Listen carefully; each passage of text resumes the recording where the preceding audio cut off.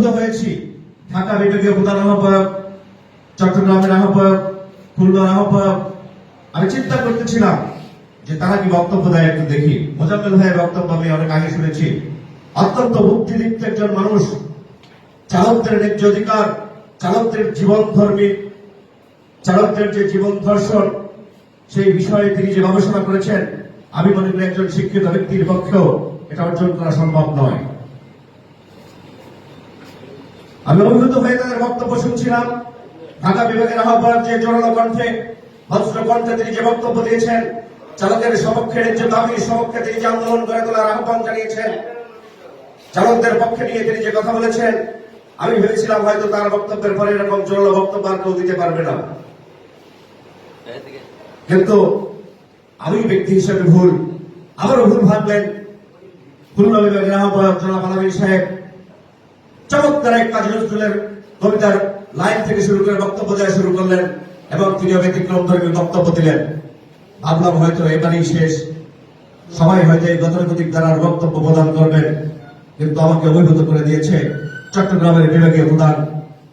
আর তিনি যেমন সুঠাম দেহের অধিকারী, তেমনি বজ্র কণ্ঠের অধিকারী এবং ভিন্ন আঙ্গিকে শ্রমিকদের দাবির আলোকে এখানে বক্তব্য দিয়েছেন। আমি সত্যি অভিভূত হয়েছি। আমি গর্বিত যে বাংলাদেশ চালকরা এদেশের হাজারো শিক্ষিত তরুণদের চেয়ে অনেক দূর এগিয়েছে এবং তারা মানুষের উপস্থিতি। আমি আজকের এখানে এসেছি, আমার গলায় কোনো সাইনবোর্ড নাই, আমি অ্যাডভোকেট, এই কথাটা কোথাও লেখা নাই। শিক্ষা হচ্ছে একটি মানুষের মাপকাঠির যে ধৈর্য সেটা নয়, শিক্ষা একটি মনের মননশীলতার বহিঃপ্রকাশ মাত্র।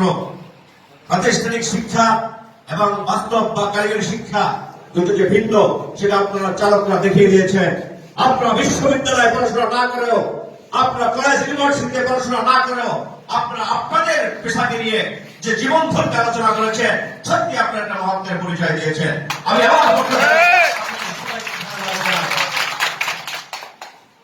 আমি আনন্দিত যে আপনারা স্বাধীনতার 54 বছর পরে হলেও আপনারা আপনাদের দাবির সপক্ষে কথা বলা শিখেছেন। আপনারা আপনাদের অধিকার আদায়ের দাবিতে আপনারা আলোচনা করতে শিখেছেন। আপনারা জানেন এই সংগঠনের বিষয়ে আমার শুধু আইনগত বক্তব্য দেওয়ার কথা ছিল, কিন্তু আপনাদের সামগ্রিক বক্তব্য আমাকে এতটাই বিমোহিত করেছে, আমার ইচ্ছা করছে আমি একজন চালক সেই পরিচয় দিয়ে আজকের এখানে।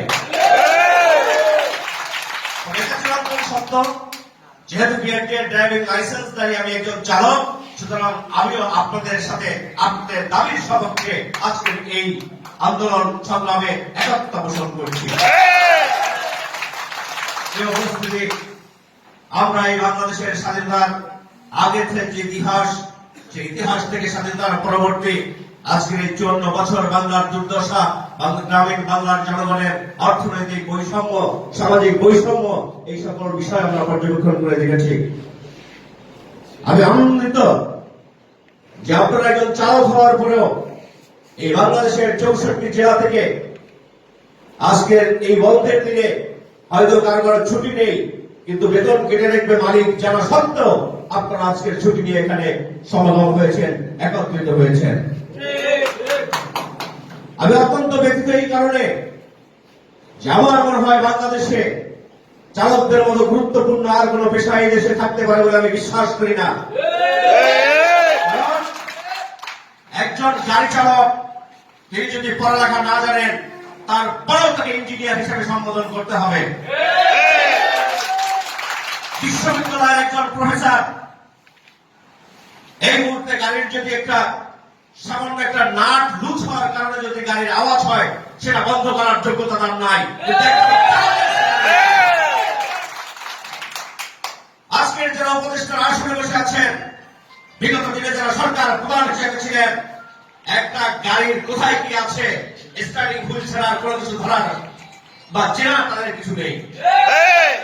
আমি যদি চালক পরিচয় দিই, শুধুমাত্র স্টার্টিং হুইল ধরতে জানি, গাড়ি চালাতে জানি, কিন্তু গাড়ির যে মেকানিক্যাল কাজ সেটা কিন্তু আমি জানি না। কিন্তু আপনারা যারা দীর্ঘদিন ধরে চালক পেশায় রয়েছেন, আমি মনে করি তারা মেকানিক্যাল ইঞ্জিনিয়ার হিসাবে অনেক দূরে গিয়েছে। সুতরাং আপনাদেরকে অবহেলা করার যোগ্যতা এদেশের কারো থাকার কথা নয়। আপনাদের ন্যায্য অধিকার এটা সরকার নিজে স্ব উদ্যোগে আপনাদেরকে ডেকে আলোচনা করে আপনাদের কি কি দাবি দাওয়া আছে, কি কি অভাব আছে, এই সমস্ত বক্তব্য শুনে উচিত